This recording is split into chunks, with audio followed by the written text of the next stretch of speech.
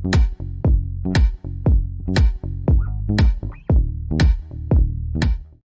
Morning. तो आज है 10 मई। तो अभी 4:30 बज रहे हैं। वैसे तो मैं कितने बजे 2-2:30 बजे से उठ गया था, नींद नहीं आ रही थी। अजीब अजीब से सपने चल रहे थे दिमाग में, मतलब सपने आ रहे थे। तो मैं उठ के बुक पढ़ने लग गया। और सुबह से उठने का मज़ा पता क्या होता है? ये होता है सुबह उठने का मज़ा भाई।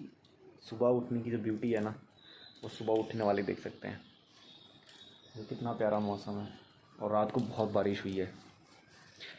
और अभी कोई मेरा व्लॉग नहीं देख रहा भाई। 10 लोगों ने व्लॉग देखा कल बस। चलो फिर भी कोई बात नहीं, बहुत दिनों बाद डाला था मैंने। तो स्टोरी के लिए तो बताया नहीं किसी ने भी यार स्टोरी कैसी लग रही है, मतलब स्टोरी सुनाऊँ कि नहीं सुनाऊँ। वैसे आज भी मैं कंटिन्यू करूँगा, बट अभी स्टार्टिंग में बता दे रहा हूँ ताकि पूरा देख लो और बताओ थोड़ी स्टोरी कैसी लग रही है, सुनाऊँ कि नहीं सुनाऊँ। नहीं तो फिर क्या फ़ायदा ऐसे, है ना, अगर आप ही लोगों को मज़ा नहीं आ रहा तो। वैसे पढ़ डाली मैंने ये वाली बुक पूरी, अभी थोड़ी सी रह गई है बस। कुछ थोड़े से चैप्टर रह गए। कितने रह गए, मतलब इतनी रह गई बुक। 48 चैप्टर्स हैं, 39 पे पहुंच गया हूँ मैं। और भाई इस बुक में एक जगह बहुत ज़्यादा मस्त लगा मुझे। वो पता है क्या चीज़ है? मतलब एक चैप्टर है जिसमें बताते हैं फैंटेसीज़ के बारे में। मतलब फैंटेसी, लोगों को फैंटेसी बहुत पसंद होती है। मतलब जो चेंज होता है, बदलाव होता है, भले ही वो हमारे शरीर में हो, भले ही वो हमारे बिहेवियर में हो, वो धीरे धीरे आता है और मेहनत के साथ आता है। ये बात सच्चाई है। बट लोगों को क्या फैंटेसी पसंद है कि फटाफट चेंज हो जाए, फटाफट शरीर बदल जाए, फटाफट अंदर कुछ, मतलब फटाफट सारी स्थिति अच्छी हो जाए, हमारी ज़िंदगी फटाफट अच्छी हो जाए, कुछ मेहनत ना करनी पड़े। तो हमेशा देखो एडवर्टाइजमेंट वाले यही बोलते हैं, आपको आपकी फैंटेसी को जगाते हैं। बट एक्चुअली में सच्चाई क्या है कि बदलाव भले शारीरिक हो या फिर वो मतलब आंतरिक हो, जैसे भी इमोशनल हो, वो इंटरनल हो, वो धीरे धीरे आता है, तुरंत नहीं आता। तो 11 बज चुके हैं, 11:14 हो रहे हैं, 11:15 हो रहे हैं एक्चुअली में। तो नहा धो लिया है मैंने, फ्रेश हूँ मैं अभी, पूरा मज़े आ गए। तो फिर कल वाली स्टोरी आज कंटिन्यू करेंगे। आई होप कल वाला व्लॉग आप लोगों को पसंद आया होगा। किसी ने कमेंट तो नहीं किया, मुझे पता है किसी ने किसी ने पूरा व्लॉग नहीं देखा है।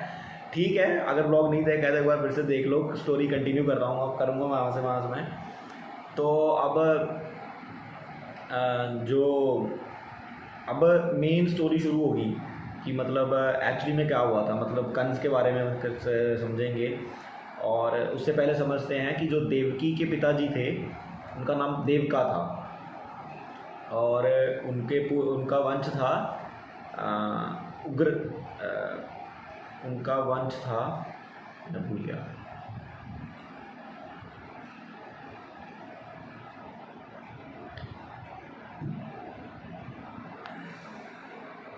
तो 1 बज गया, जो मैं बना रहा हूँ आलू मटर। और स्टोरी शुरू करते हैं आज की।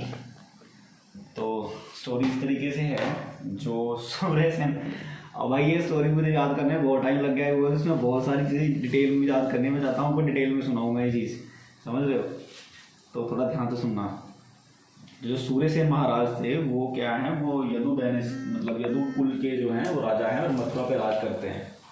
उनके जो पुत्र हैं वसुदेव, उनकी शादी होने वाली है देवकी से।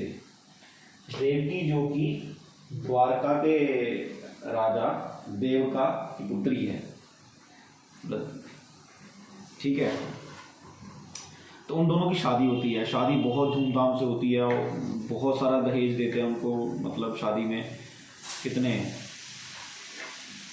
400 हाथी सोने ज्वारा से लाद के देते हैं उनको। फिर 15,000 घोड़े और 18,000 रथ और 200 दासियाँ।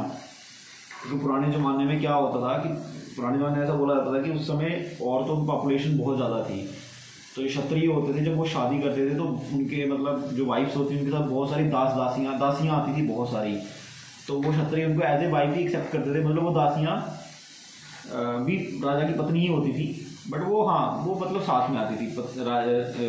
जो भी राजकुमारी रहती थी उसके साथ आती थी, राजकुमारी की सेवा करने के लिए। एक तरीके से उसकी दोस्त होती थी। तो 200 दासियाँ आती हैं रानी के साथ। तो अब क्या होता है, जो कंस होते हैं तो वो देवकी के भाई होते हैं, तो वो उनको छोड़ने आ रहे होते हैं, क्योंकि ऐसी परंपरा है हमारे हिंदू धर्म में, जहाँ ये एक्चुअली में रिलीजियस, एक हिंदू धर्म ना बोल के भी ऐसे एक रिलीजियस रिस्पेक्ट है कि जब भी लड़की लड़के के घर जाती है तो उसका भाई उसको छोड़ने जाता है, क्योंकि लड़की बहुत ज़्यादा सेपरेशन फील करती है अपने फैमिली से, तो वो उसको घर तक छोड़ने जाता है उस दिन।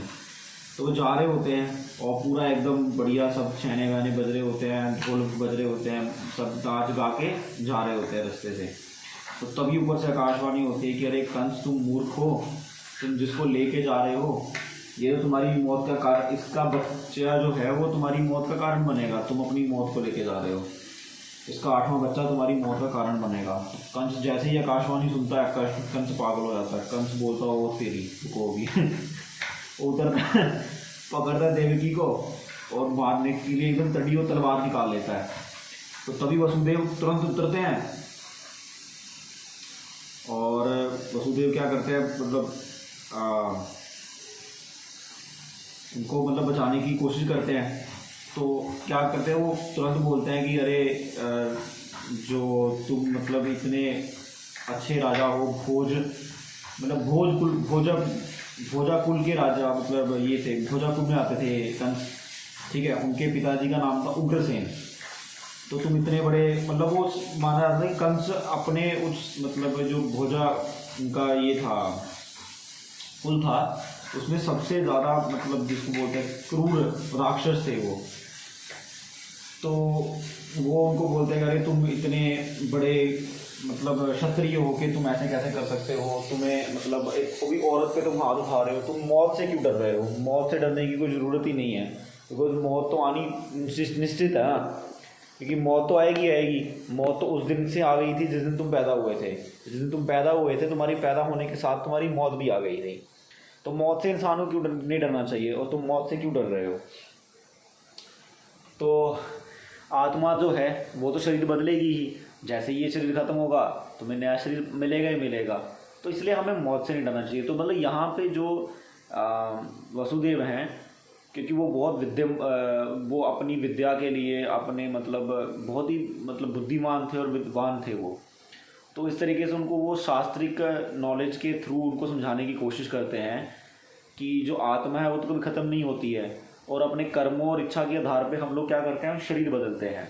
तो ये जो मलमूत्र से बना है ये एक दिन दोबारा से जो 5 तत्वों से बना है बाद दोबारा 5 तत्व वापस मिल जाएंगे, बट आत्मा स्थिर रहती है, वो एक शरीर से दूसरे शरीर में चले जाती है। ऐसे जब हम मनुष्य शरीर में होते हैं तो हम सोचते हैं हम मनुष्य हैं, बट जब हम किसी जानवर के शरीर में चले जाते हैं तो तब हम सोचते हैं हम जानवर हैं।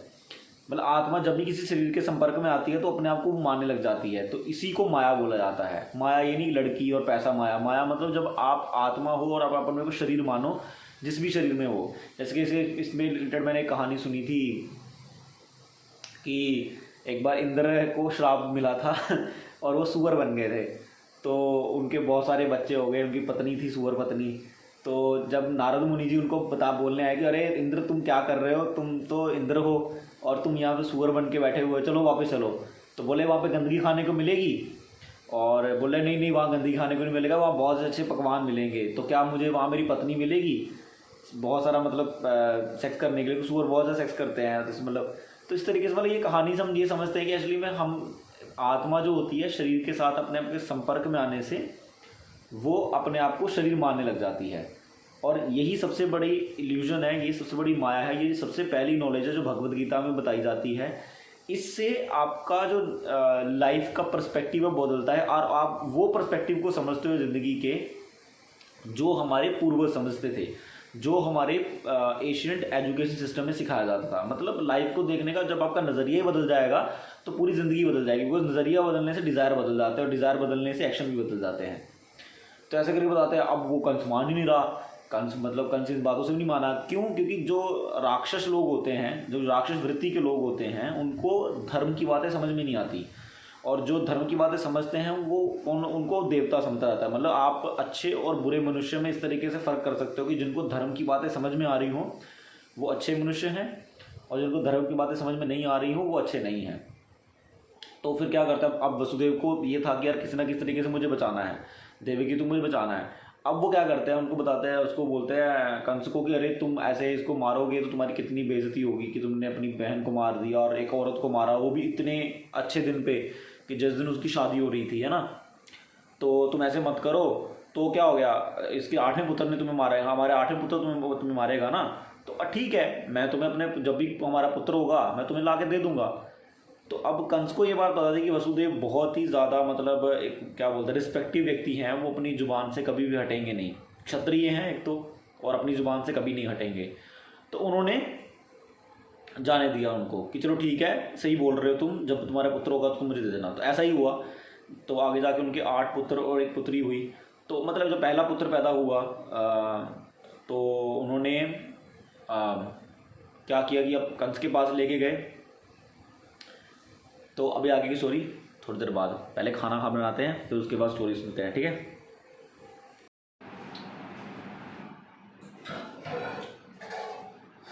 तो जब अब क्या था कि जब वो वैसे भी 7:30 बज चुके हैं शाम के उस टाइम दोपहर को सुना रहा था, अभी 7:30 बज चुके हैं और मैं अभी खाना बना रहा हूँ। सोच रहा अरे यार मैं खाना क्यों बना रहा हूँ, मैं ब्रेड खाऊंगा।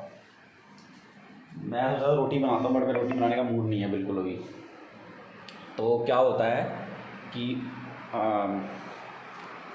वो उसको माफ़ कर देता है। कंस क्या करता है, पहले बच्चे को माफ़ कर देता है, वो लेके जाता है उसके पास। कंस पहले बच्चे को माफ़ कर देता है, बोलता है ठीक है यार, मतलब तुमने अपना वादा निभाया है, तो अभी तो 8वां बच्चा मुझे मारेगा, तो मैं इस बच्चे को क्यों मारूं।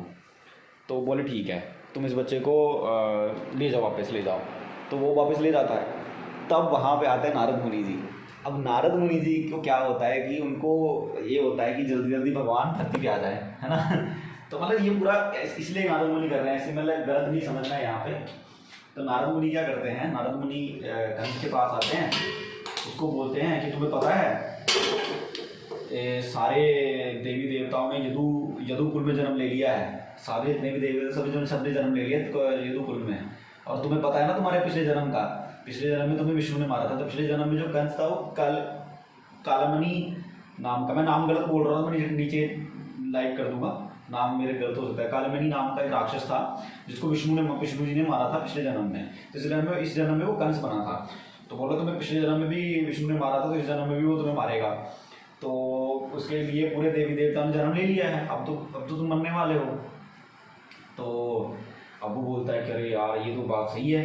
तो बोले अरे और एक और बात है, वो कमल का फूल दिखाता है कमल का फूल दिखाता है और बोलता है इसमें बताओ 8वीं पंखुड़ी कौन सी है। तो वो गिनता है, तो बोलता है ये 8वीं है। बोला इधर से गिनोगे तो वो जो 8वीं है वो पहली है, और जो पहली है वो 8वीं है। तो इससे तुम डिसाइड नहीं कर सकते कि कौन सी 8वीं है कौन सी पहली है। अब कंस सोचता है हाँ बात तो नारद मुनि सही बोल रहे हैं।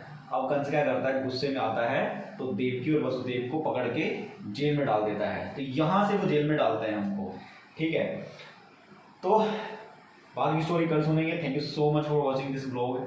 और प्लीज़ यार कमेंट करो, मुझे बताओ, मैसेज कर दो, नहीं तो बताओ कि ब्लॉग अच्छा लग रहा है कि नहीं लग रहा है, नहीं तो मैं कुछ और सोचूंगा, ठीक है। और अगर बोरिंग लग रहा हो तो बता देना, ठीक है। Thank you so much.